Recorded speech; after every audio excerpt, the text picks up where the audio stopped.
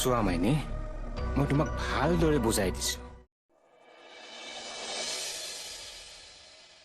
মাইনীহঁতৰ কিবা কথাটো গম পালো, তাতকৈ আৰু একো গম পোৱা নাই। এই অমৰ আৰু সমুদ্ৰ থাকোতে এই মনক কিয় কোম্পানীৰ দায়িত্ব দিলে সেইটোহে মই বুজি নাপালো। তুমি দেখোন সমুদ্ৰক এটা ফোন কৰি সুধি চাব পাৰা। সমুদ্ৰই আজিকালি আগৰ দৰে ভালকৈ কথা নাপাতে নহয়। মাইনীৰ টেনচনতে চাগে তাৰ তেনেকুৱা অৱস্থা হৈছে। তোমাৰ পিছে দুবৰীৰ লগত কথা বতৰা হয়নে? নাই, তাইক বহুত দিন লগেই পোৱা নাই মই।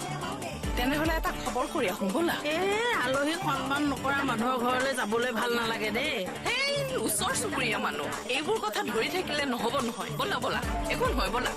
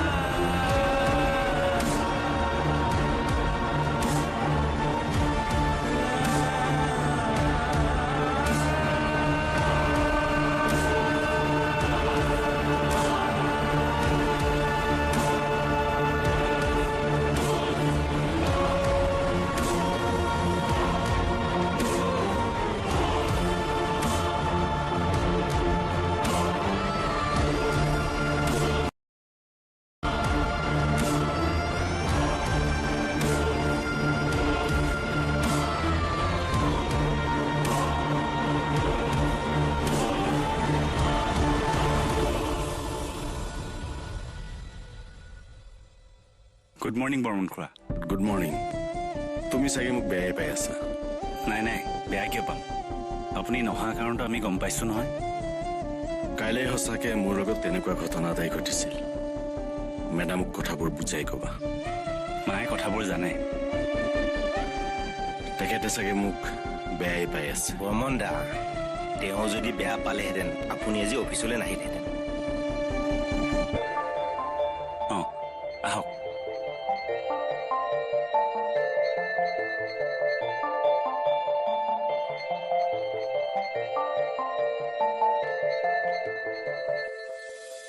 কোম্পানীৰে সফলতা আৰু তোমাৰ ছেক্ৰিফাইচখিনিৰ বাবে বিশেষ আমি একো কৰিব নোৱাৰিলেও তোমাৰ বাবে আমি সৰু গিফ্ট এটা তোমাক সেই গিফ্টটো আগবঢ়াব ছিনিয়ৰ এমপ্লয় আমাৰ বৰ্মন খুৰা।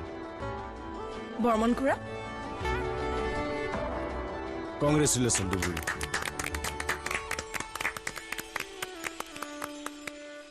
লোৱা।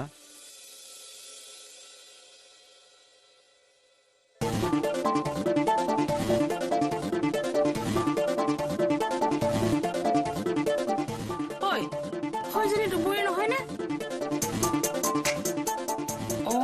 হয়তো। তাই আকৌ কলৈ যায়? এই কিবা বজাৰ সমাৰ কৰিবলৈ যায় চাগে।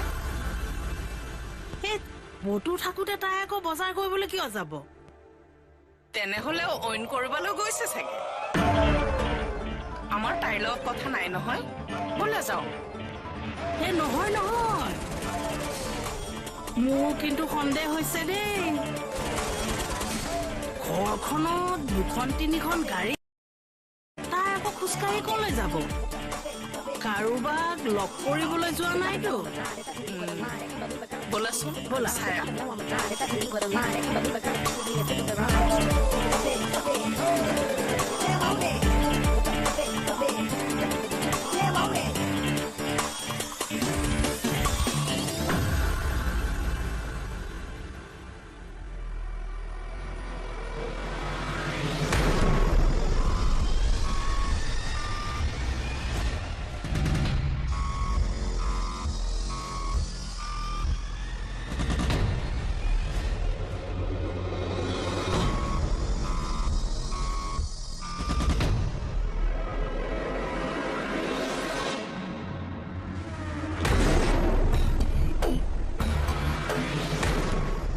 পাছত আপুনি আমাৰ কেবিনলৈ আহিবচোন।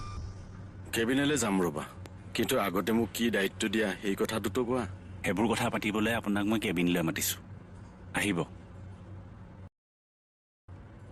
তোমাক পিছে কি দায়িত্ব দিছে? মোক সেই ছাইটবোৰ ভিজিট কৰাৰ দায়িত্ব দিছে। তোমাকো অফিচত ৰখাৰ কথাটো ক'ব লাগিব ৰ'বা। নাই নাই নাই, নক'ব। কিয় এই গৰমত বাহিৰত ঘূৰি ফুৰাতকে AC ৰুমত বহি অফিচত কাম কৰা?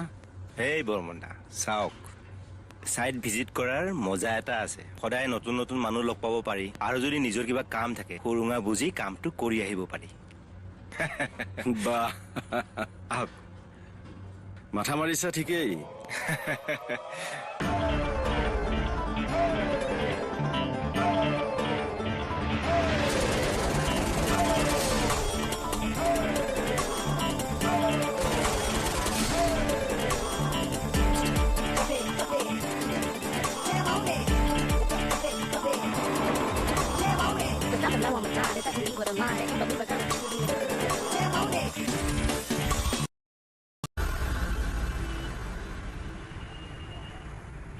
মেম, এইখন লওক, আপোনাক দিব কৈছে।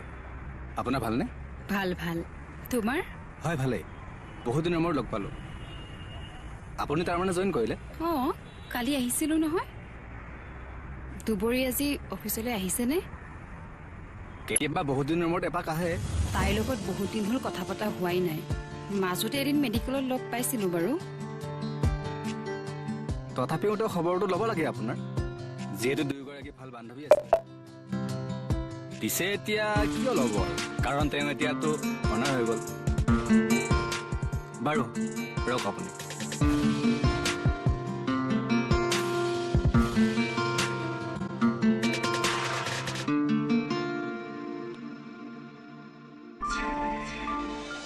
হেল্ল', মই যে তহঁতৰ অফিচত জইন কৰিলোঁ, তই কথাটো গম পাইছনে নাই?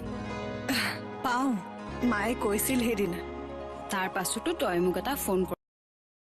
নহয় অ', ঘৰখনত এতিয়া যিখনে ঘটনা ঘটি আছে, কাৰোবালৈ ফোন কৰাৰ কথাটো ভাবিবই নোৱাৰো।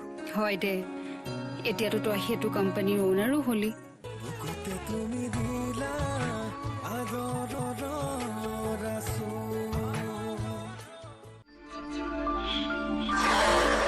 এজনী তেজমঙহৰ ছোৱালী হয়নে নহয় অ'?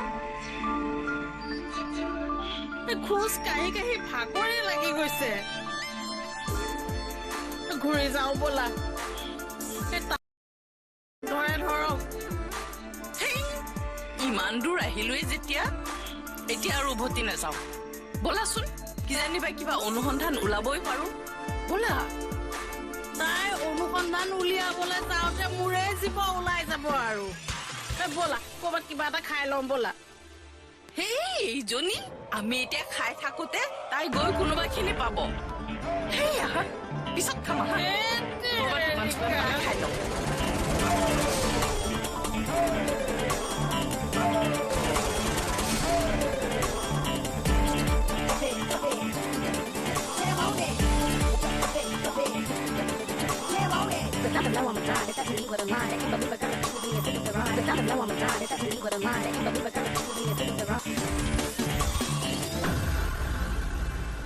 হেল্ল', কি? কেতিয়া? মই গৈ আছো।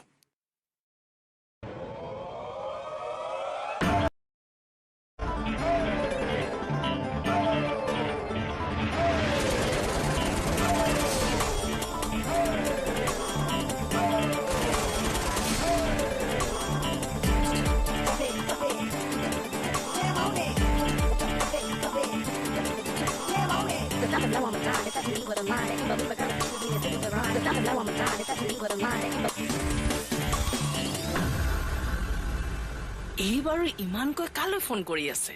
মনলৈ চাগৈ। হেই, তুমিও যে কথা কিছুমান কোৱা আৰু দেই। মনলৈ ফোন কৰিলে ইমান দূৰলৈ আহে নেকি? তেনেহলে কাক ফোন কৰি আছেনো? কাৰোবাক লগ ধৰিবলৈ আহিছে হ'লাও। অকমান সময় ধৈৰ্য ধৰা, গৈ থাকিলেহে গম পাম। ব'লাচোন ব'লা। ব'লা। মন, মই তোমাৰ ওচৰলৈকে আহিছিলো, কিবা কথা থকা বুলি কৈছিলে যে। অঁ বলক গাড়ীতে পাতিম। কলৈ যোৱা? বেলতলা ছাইডলৈ। নীলিম দেহু তালৈ গলেই। ময়ো যাব ওলাইছো, তাত বোলে কিবা খেলি মেলি হৈ আছে। কি খেলি মেলি? বলকচোন পাতিম। ব'লাচোন।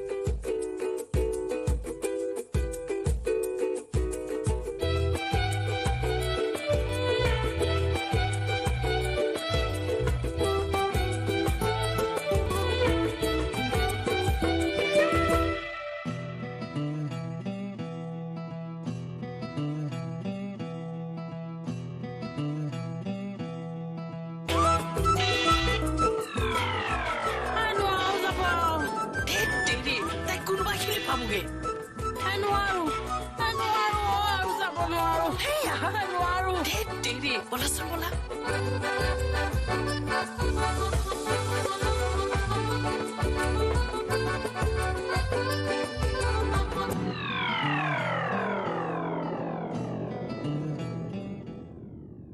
আৰে এইটো নীলিম আহিলে দেখোন। আমি যাবহে ওলাইছিলো। কি গণ্ডগোল হৈ আছিলে? বোলে মোক আমিনীলৈ ফোন কৰিছিলে, কিবা বোলে হুলস্থুল লাগিছে। নাই নাই একো নাই, এই দুজন লেবাৰৰ মাজত কাজিয়া লাগিছিল, মই তাহাঁতক ধমকি দি পেলাই আকৌ কামত লগাই থৈ আহিছো। মই আকৌ কিবা ডাঙৰ হুলস্থুল লগা বুলি ভাবিছিলো। নাই নাই একো নাই, সেইটো কাৰণে যাবলৈ ওলাইছিল আপোনালোক। আহক আহক বলক। ঠিকে আছেতো চব? ঠিকেই আছে চব, আহক।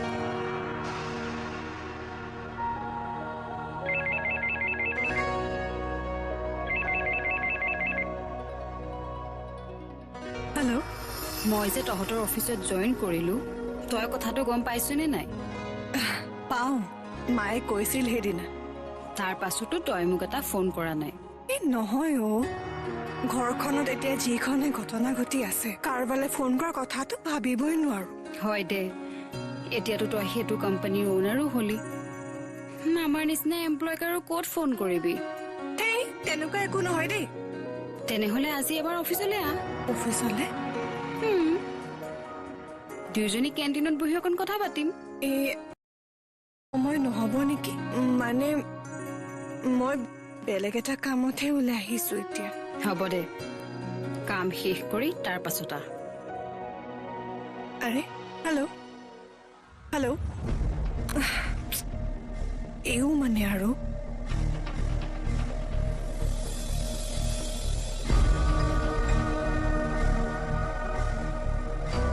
क्या ये इतना लाभ होंगे? जब आप कुंडलियां प्रिडिक्ट करने तक पहुंचोगे ना, तब आपको समझ आ जाएगी। और कुंडलियां प्रिडिक्ट करने से पहले हम एक थोड़ा सा और अभ्यास करवाते हैं, उसमें आपको बताया जाता है कि अब आप इसको डिफाइन कीजिए, इसको प्रिडिक्ट कीजिए, यदि ऐसा हो तो कैसी सिचुएशन होगी।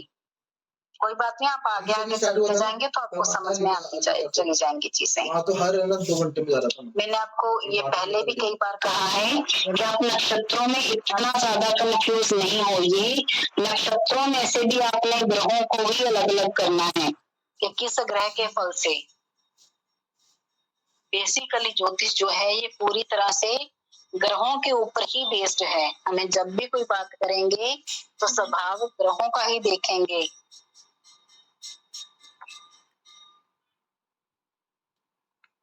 ठीक है ना? हाँ, केतु लिखिए।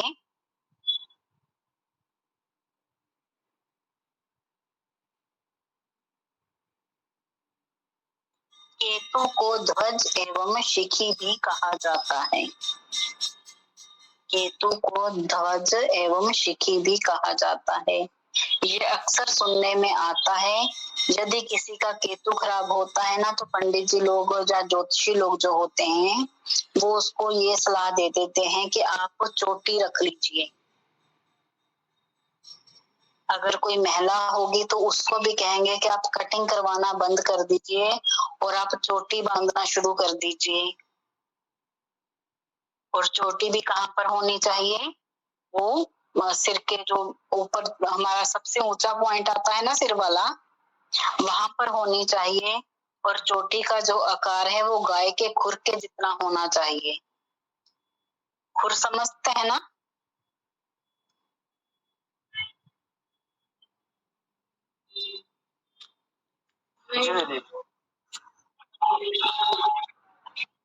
जी ठीक है। इसके अलावा एक और उपाय केतु की शांति के लिए करवाया जाता है। जातक से ऐसा कहा जाता है कि आप अपने घर की दक्षिण दिशा में केतु का झंडा लगा दीजिए। ठीक है, मतलब केतु की दक्षिण दिशा है। हाँ, केतु की कुछ लोग दक्षिण दिशा मानते हैं, कुछ लोग ये मानते हैं कि राहु की यदि नैऋत्य है तो केतु की ईशान होगी। आचार्यों का अलग अलग मत है, पर लेकिन क्योंकि कुजवत केतु कहा जाता है तो मंगल की दिशा जो होती है वो दक्षिण होती है, इसलिए वहां पर इसका झंडा लगा देने से इंसान का केतु भी शांत होता है और जातक को मंगल के प्रभाव भी अच्छे मिलने लगते हैं। यदि यही झंडा हम नैऋत्य में उसमें ईशान में लगाते हैं, झंडा कोई भी झंडा हो, किसी भी रंग का हो, उससे कोई फर्क नहीं पड़ता, कोई भी झंडा है वो केतु है। यदि हम ईशान में झंडा लगाते हैं तो इससे क्या होता है कि गुरु जो है वो केतु का दमन कर देता है, केतु को शांत कर देता है। केतु का झंडा दक्षिण और ईशान दोनों दिशाओं में लगाया जा सकता है। अक्सर लोग जो ईशान की तरफ लगाते हैं वो पीले रंग का झंडा लगाते हैं, जो दक्षिण में लगाते हैं वो लाल रंग का झंडा लगाते हैं। ये जो आपको ऐसे छोटे छोटे उपाय बता देती हूँ, इनको नोट करके रख लिया करो, क्योंकि कभी कभी एट ए टाइम जब आप पूछते हो तब दिमाग में नहीं आती हैं चीजें। और ये भी आपको बता दूं कि कोई भी एक्स्ट्रा से आपको कोर्स, रेमेडियल कोर्स नहीं करवाया जा रहा है। ऐसे ही बातों बातों में जो रेमेडीज आ जाएंगी वही रेमेडीज आपको बताई जाएंगी। मैम साउथ डायरेक्शन में आपने लाल रंग का बोला ना? हाँ,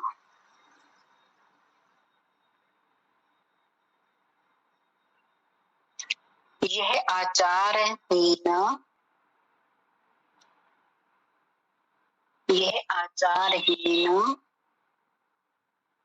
वर्ण शंकर जाति का ये आचारहीन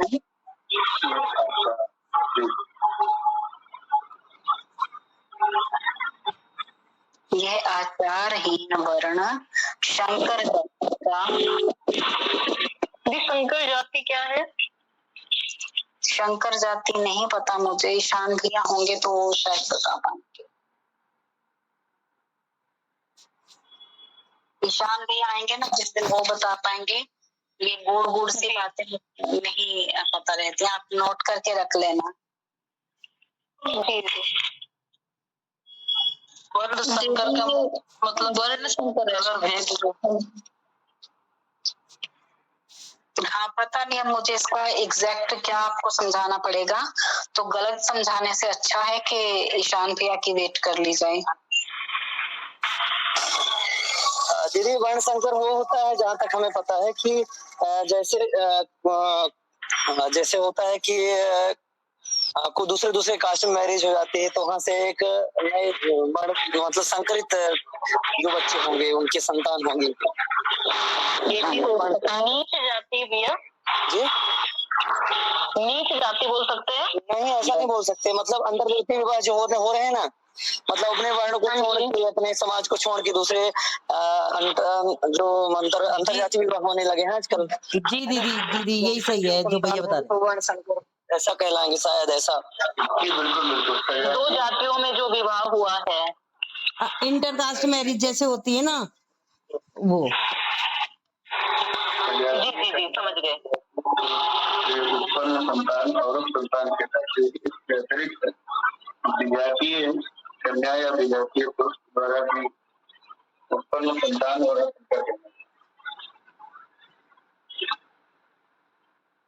जी, कठोर स्वभाव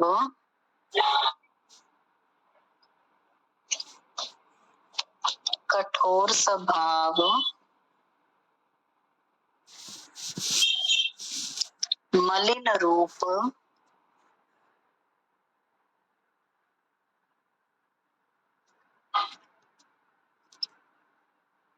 मलिन रूप तमोगुणी पाप ग्रह है। तमोगुणी पाप ग्रह है।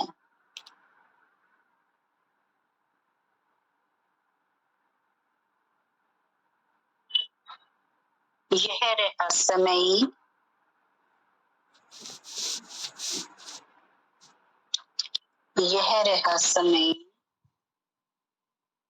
एवं गुप्त षड्यंत्रों के लिए प्रसिद्ध है।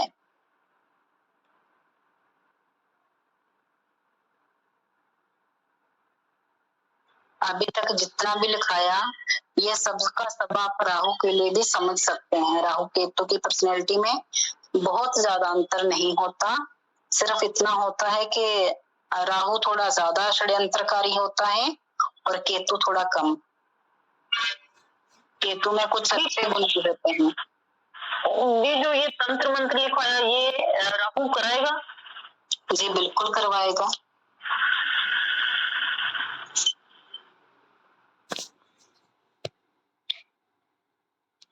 दोनों ही जो ग्रह होते हैं ये गुप्त विद्याओं के भी कारक होते हैं। ये रहस्यमय एवं गुप्त षड्यंत्रों के प्रसिद्ध हैं। स्वयं आगे ना आकर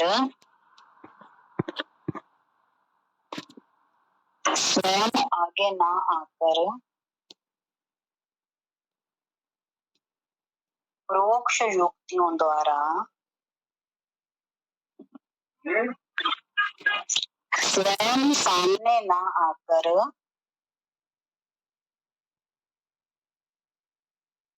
परोक्ष युक्तियों द्वारा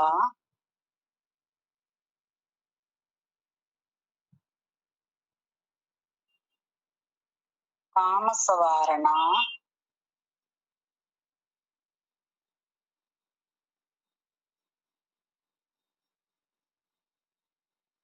या बिगाड़ना इनकी प्रवृत्ति है।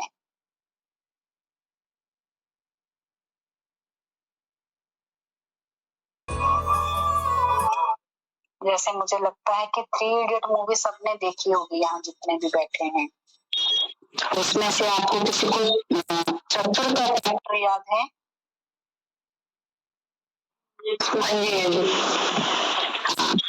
तो चतुर क्या होता है, अपना काम निकालने के लिए, मतलब उसको टॉप करना है, इसलिए वो बाकी सबका ध्यान भटकाने के लिए जिसकी जो भी कमजोरी है उसके पास वो कमजोरी फेंक देता था। जिसकी दारू कमजोरी उसको दारू फेंक दी, जिसको मैगजीन फेंक दी, किसी का कुछ किसी का कुछ। कारण क्या कि ये पीछे अपने आप ही रह जाएंगे। खुद मेहनत नहीं ज्यादा करनी पर दूसरों को हमने डिस्टर्ब कर देना है। इसी तरह से ये करता है, राहु जो होता है इसी तरह के कार्य करता है।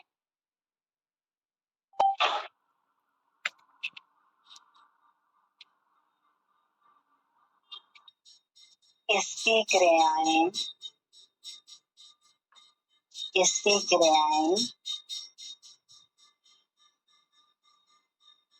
प्रायः आंतरिक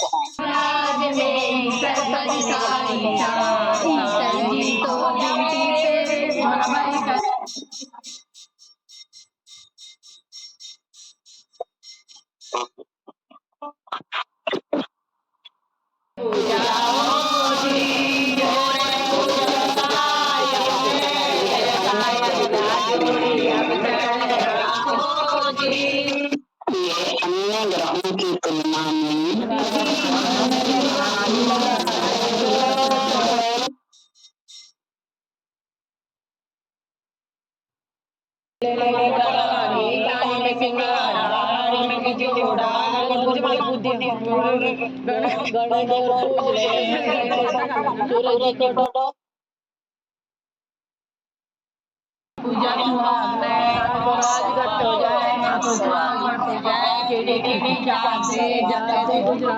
रहस्यवादी है। को पानी दे दे बड़ा पानी पानी में पिघला को पानी दे दे बड़ा पानी पानी में पिघला को व्यक्ति को हृदयहीन, विश्वासघाती, व्यक्ति को हृदयहीन,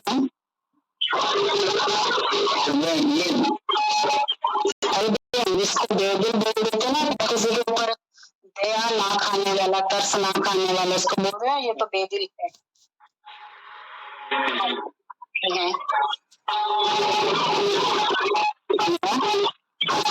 विश्वासघाती और कृतघ्न बनाने वाला, और कृतघ्न बनाने वाला। कृतघ्न को सब समझते हैं।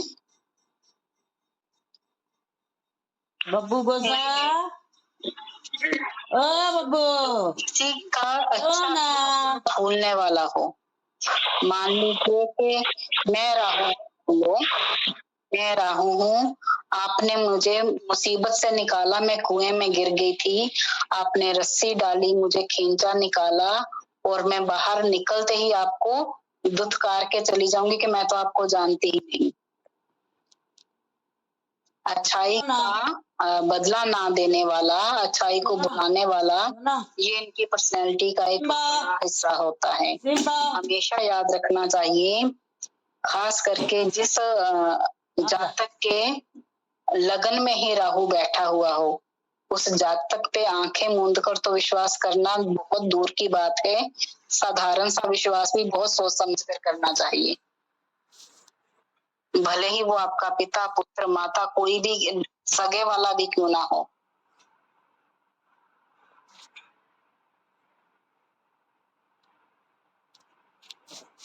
ये ग्रह अचानक और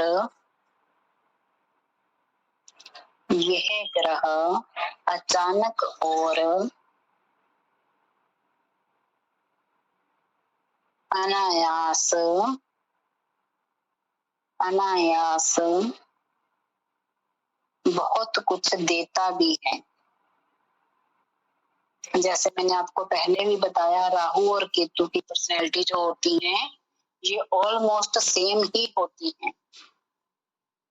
तो राहु के लिए अक्सर ये देखा जाता है कि आपको मैंने अभी पहले बताया था कि अचानक धन दे देता है, अचानक से कोई लॉटरी लग जाती है, हमें चलते चलते धन मिल जाता है। इसी तरह केतु के साथ भी होता है।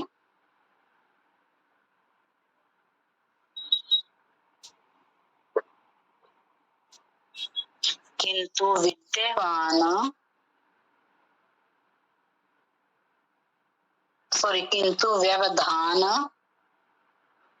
व्यवधान और रुकावट लाना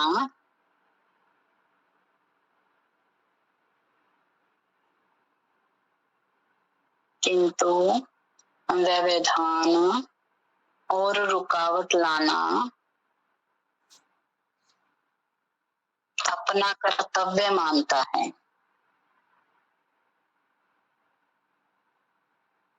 मतलब आपके बनते हुए काम को भी बिगाड़ देने से लगता है ये मेरा परम कर्तव्य है, मुझे ऐसा करना ही चाहिए। इसीलिए ये अक्सर कहा जाता है, जिनकी पत्रिका में काल सर्प दोष बन रहा हो, सारे के सारे ग्रह जो हैं वो राहु और केतु के अंतर्गत आ जाएं, तो जातक के जीवन में अड़चने कभी समाप्त ही नहीं होती।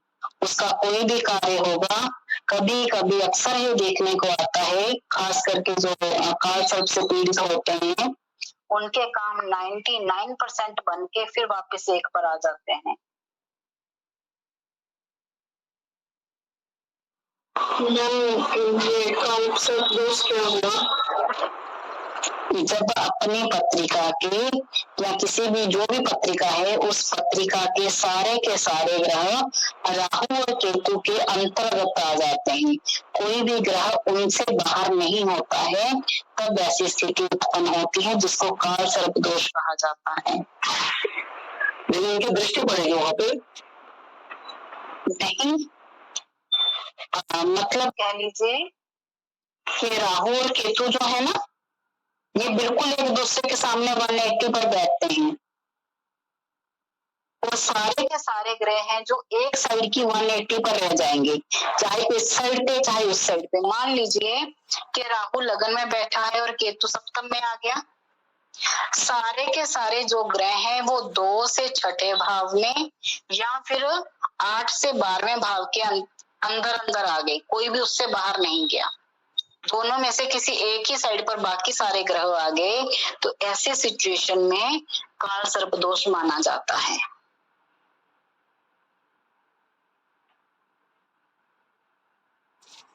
क्लियर हो गया?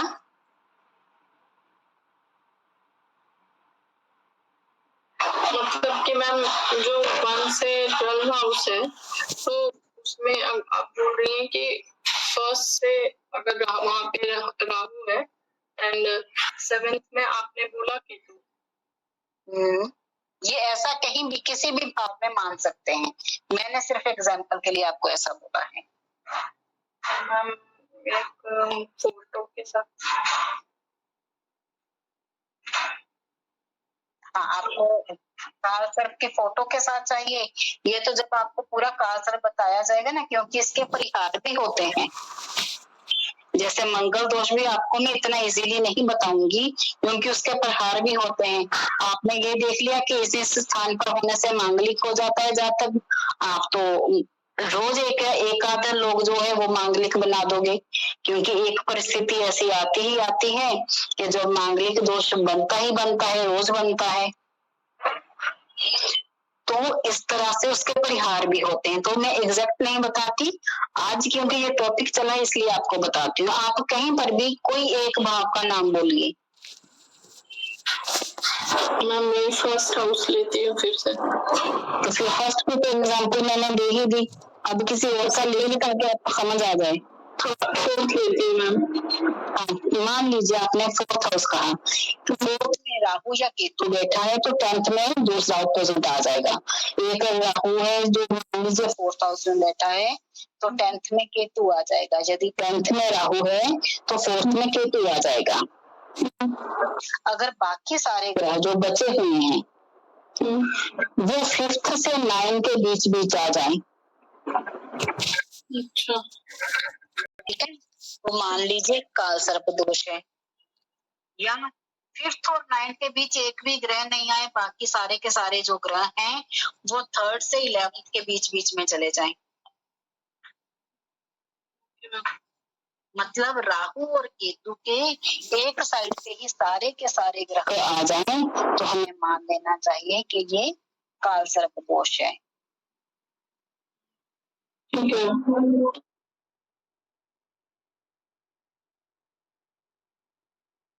कहाँ तक लिखा था हमने?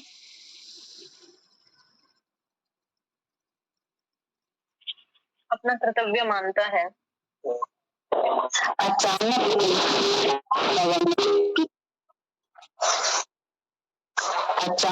उन्नति या अवनति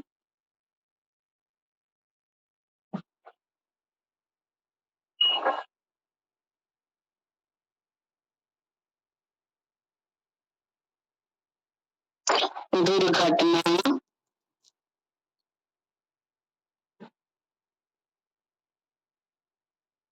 पदोच्युति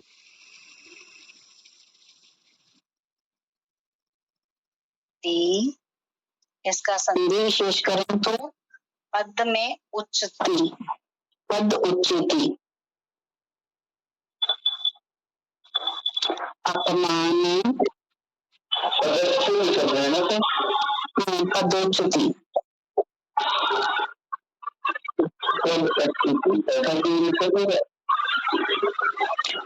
पदोच्चति है लिखा हुआ, सही है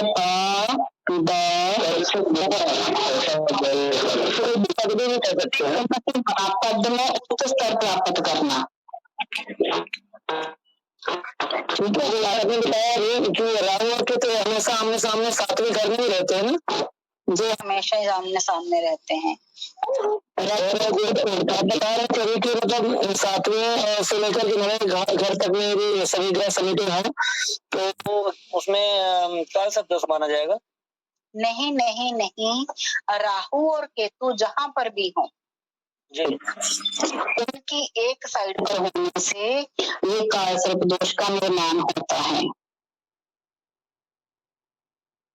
और ये अधूरी इंफॉर्मेशन है, इसके परिहार भी होते हैं, उनकी अलग अलग सिचुएशंस बनती हैं, वो आपको बाद में करवाया जाएगा। क्योंकि देखे हमारे पास, तो उसमें राहु और केतु के बीच में मतलब 7वें घर में, 8वें घर में, 9वें घर में, तीनों घर में मिलकर सभी ग्रह समेट गए। हाँ, तो फिर उसका ये काल सर्प दोष माना जाएगा। भले ही परिहार हो भी जाए, आप उनसे पूछ करके देखिए, उनके जीवन में अड़चने आती ही होंगी, आम जन के मुकाबले बहुत ज्यादा। अभी वो 7 साल का है। अच्छा, अभी तो खैर 7 ही साल का है अभी तो। हाँ, फिर भी आप देखना, इसका पढ़ाई में मन कम लगेगा, इसको याद करने में बहुत दिक्कतें आएंगी।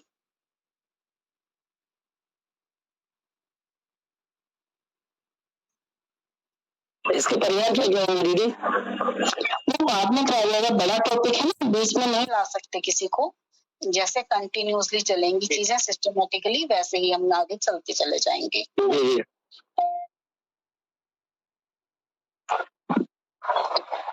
2 से 3 अपमान, अनशन,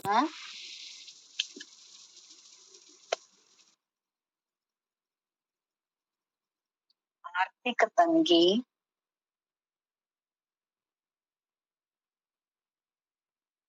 यह सब इसकी प्रवृत्ति है। ये सब इसकी प्रवृत्ति में है, मतलब इसके स्वभाव में ही ये सब चीजें हैं। एक चीज इस बुक में नहीं दी हुई, पर लेकिन आपको बता दूं, राहु जहां पर अधर्मी है, केतु वहां पर बहुत बड़ा धार्मिक भी है। इसको अध्यात्म से भी जोड़ करके देखा गया है।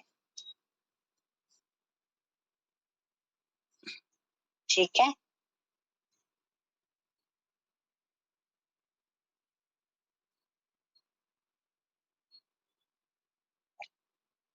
आज का विषय यहीं पर हम समाप्त करते हैं। अभी थोड़ा टाइम रह गया है, 5-7 मिनट ही, तो कोई नया नहीं लेते। आज ही के विषय में यदि कुछ पूछना है तो वो पूछ लीजिए, फिर कल से नया सब्जेक्ट शुरू करें। अभी आपको 2004 से मैंने डेमो लिया था। एक एक जन करके बोलिएगा। चांदनी से मैंने एक डेमो लिया था 34 का ही, और उसमें ये भी बताया जा रहा था कि कोई काल सर्प दोष कोई नहीं होता है, ये भूल जाओ। आप बस ये देख लेना कि आप जिस किसी की पत्रिका में देखो, उसको पूछ कर देख लेना कि आपको इसके बुरे प्रभाव मिल रहे हैं या नहीं। यदि मिल रहे हैं तो काल सर्प दोष होता है, यदि नहीं मिल रहे हैं तो नहीं होता है। ये आपकी प्रैक्टिस आपको बता देगी। जी जी, हाँ जी अरुणा जी, ये क्वेश्चन ये था, जैसे अभी हमने बताया कि वन जाति से है केतु, तो एक तो ये हुआ कि जैसे जो लव मैरिज वगैरह होती है या फिर इंटरकास्ट शादी होती है, फिर केतु ही कराएगा। ये राहु भी करवाता है। सिर्फ इतना ही नहीं, इंटरकास्ट नहीं, ये अलग अलग धर्मों में भी करवा देगा। इवन के राहु तो धर्म परिवर्तित भी करवा देता है। तो ज्यादा बुरा फिर राहु हुआ। ज्यादा बुरा राहु, मैंने पहले कहा कि केतु से ज्यादा बुरा राहु है। हाँ जी, क्योंकि केतु थोड़ा धार्मिक भी है, फिर भी थोड़ा कुछ दया कर लेता है, और राहु तो जब आता है तो बस फिर अपना पूरी बुद्धि लगा के जाता है।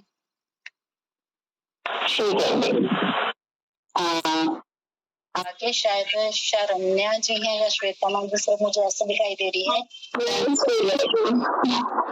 जी, अब आपने लिस्ट एक लाइन बोला, वहाँ पे जहाँ बहुत अधर्मी है केतु, वहाँ पे बहुत धर्मी है, बहुत लेकिन धर्मी है। तो मैम ये तो एक ही आदमी के मतलब अंदर होगा ना, मतलब उसके टिप्पण में तो राहु केतु दोनों होगा ना।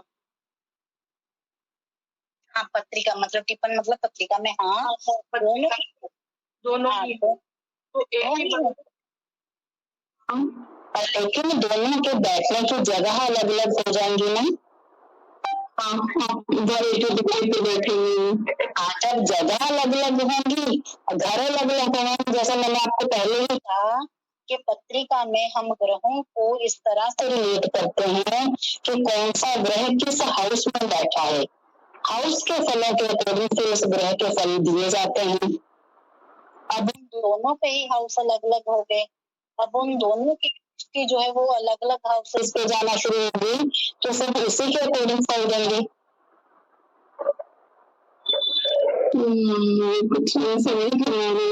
ऐसा मान लीजिए, फिर से हम उसी को ले लेते हैं। लगन में राहु बैठा है, सप्तम में केतु बैठा है। लगन में बैठा हुआ राहु पंचम और नवम हाउस को देखेगा,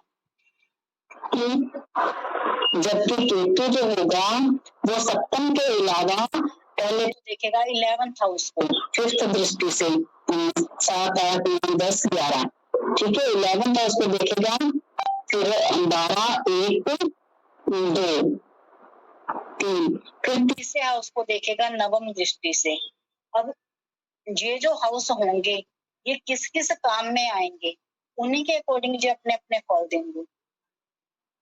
यहाँ पे राहु जो है वो अपने को धर्मी होने का, धार्मिक होने का ढोंग करने के लिए तो प्रोत्साहित कर सकता है, पर लेकिन यहाँ जो केतु है हमें धार्मिक प्रवृत्ति वाला रोल नहीं प्ले करता हुआ दिखाई दे सकता, क्योंकि उसके पास वैसा हाउस नहीं आया।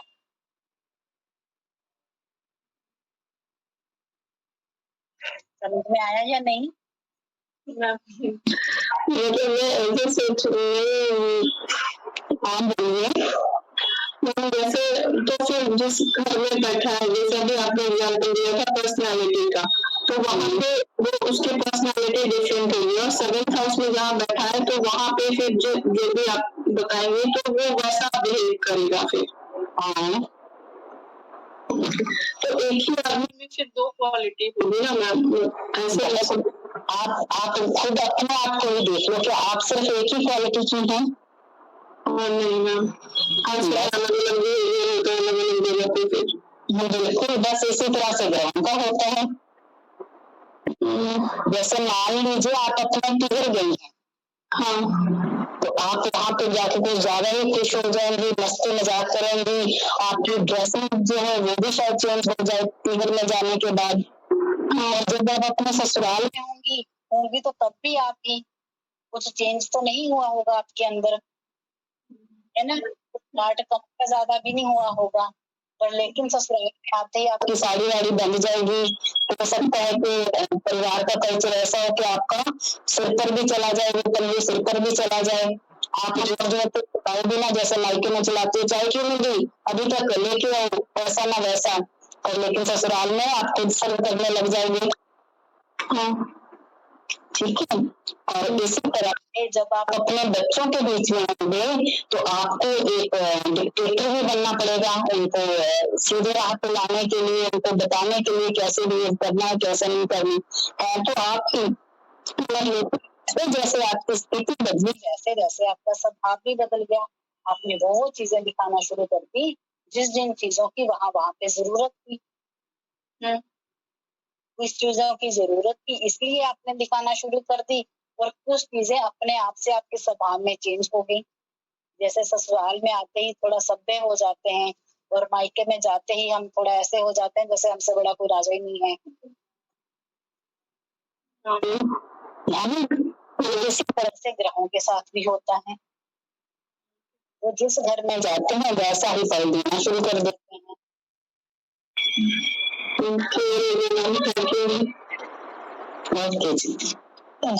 शंकर जाति का फिर क्या अर्थ बताया यहाँ पर? अभी तो जो आया सो आया, पर लेकिन मैं ईशान दिया क्या है के बिना कुछ क्लियर नहीं हो सकती। विधर्मी बताते हैं। हाँ, विधर्मी शायद वही हो गया फिर जो अपने कुल को छोड़कर किसी और कुल और धर्म में जाकर के शादी कर लेता है, और फिर जो उससे उत्पन्न संतान होती है उसको विधर्मी ही माना जाता है कि ना ये इस धर्म का है ना उस धर्म का है। धर्म के विरुद्ध विरुद्ध चलने वाले को भी धर्म कह सकते हैं दीदी। हाँ, उसको भी कह सकते हैं जो धर्म के विरुद्ध चलता है। पर लेकिन जो एग्जाम्पल उन्होंने दी फिर वो भी स्ट्रीक बैठ सकती है। हाँ, क्योंकि सेम ही हो गया ना, वो अपने धर्म में शादी ना करके दूसरे में शादी कर रहा है। हाँ, वो भी और अपने धर्म को ना मानने वाला वो भी। तो दोनों ही तरह से नियमों को तोड़ने वाला तो भी धर्मी कहलाता है।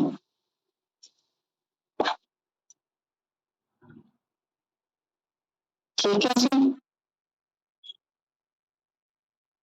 कल क्या करोगे? चाहे देखिए, चाहे चाहो तो छुट्टी करवा देते हैं।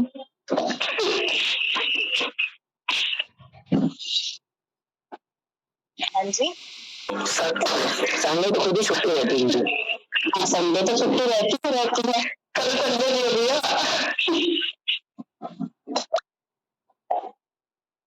क्योंकि मैं तो यहाँ आके देखूंगी कि क्या करवाना है। अब यदि आप पहले ही पूछ रहे हो तो आप बता दो क्या करवाना है। दीदी हम तो जाके पूरे करवाएंगे ताकि आपको थोड़ा सा अच्छा लगे। ठीक है, इतना करवा देते हैं। कल का जो टॉपिक होगा वो थोड़ा सा ज्यादा बुद्धि खर्च करने वाला होगा। ठीक है, ठीक है। राधे राधे सबको। राधे राधे।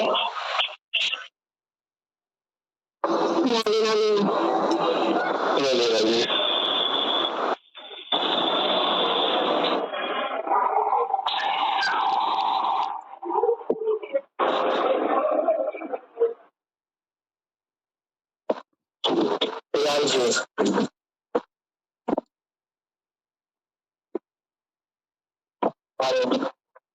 बेटा दीदी